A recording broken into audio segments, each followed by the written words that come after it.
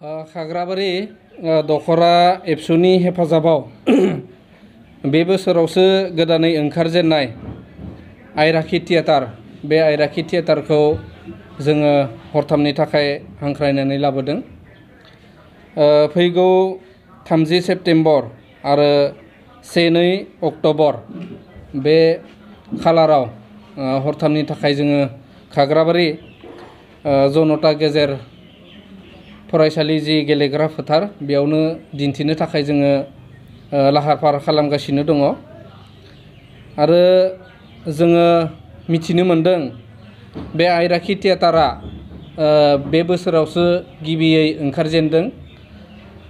आरो बे आयराखि थियेटारखौ जि जोंनि बर' सावथुन मुलुगनि सासे गोख्रों आरो गोसो बोनो हानाय सासे फावखुंग्रि बिथां पामपुलि गयारी बिथांनि जि दैदेननाय बे आयराखि थियेटारा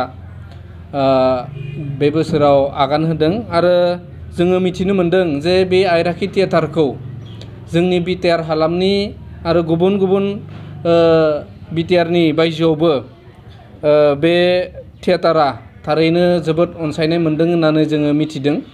दा बिनिखायनो बे आयराखि थियेटारखौबो जोङो नैबे खाग्राबारियाव जोंनि बर' रायजो राजा जोंनि हारिमु अनफावरि बिथांमोनखौ नायहोनो थाखाय जोङो हरथामनि थाखाय हांख्रायदों।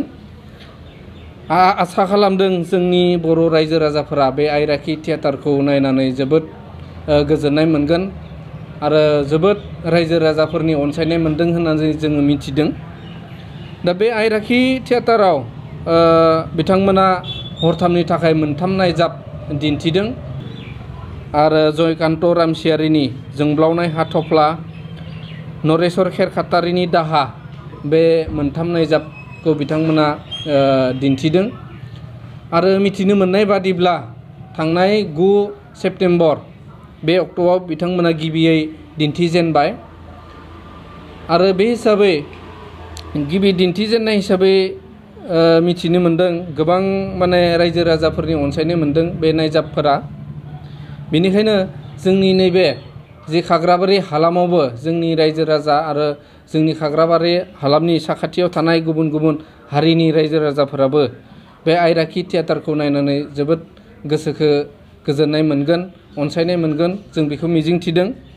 आरो बे थियेटाराव अर्थात बे नायजाबाव जोंनि बर' समाजनि माखासे जेंना, जोंनि बर' रायजो राजाफोरनि जि माखासे जेंना, रांखान्थियारि जेंना, समाजारि जेंना, राजखान्थियारि जेंना, सोलोंथायारि जेंना, दा बेफोर जेंनाफोरखौ बे नायजाबनि गेजेरजों जोंनि बर' रायजो राजाफोरनो दिन्थिनो थाखाय बिथांमोना नाजादों। आरो बे नायजाबा जोंनि बर' समाजाव माखासे मेसेज होलांगोन जों बेखौ मिजिंथिदों।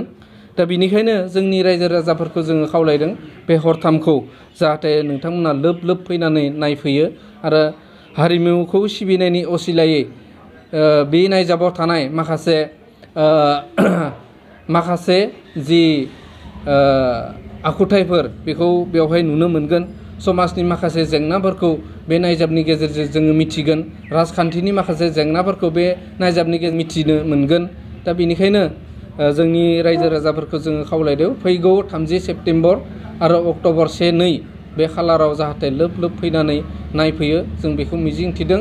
जाहाथे नोंथांमोननि जि मदद आरो सुबुरुनानो जोंनि हारि सिबिनाय, हारिमु फोथांनायाव हेफाजाब होगोन बेखौ जों मिजिंथिबाय। गोजोन्थों।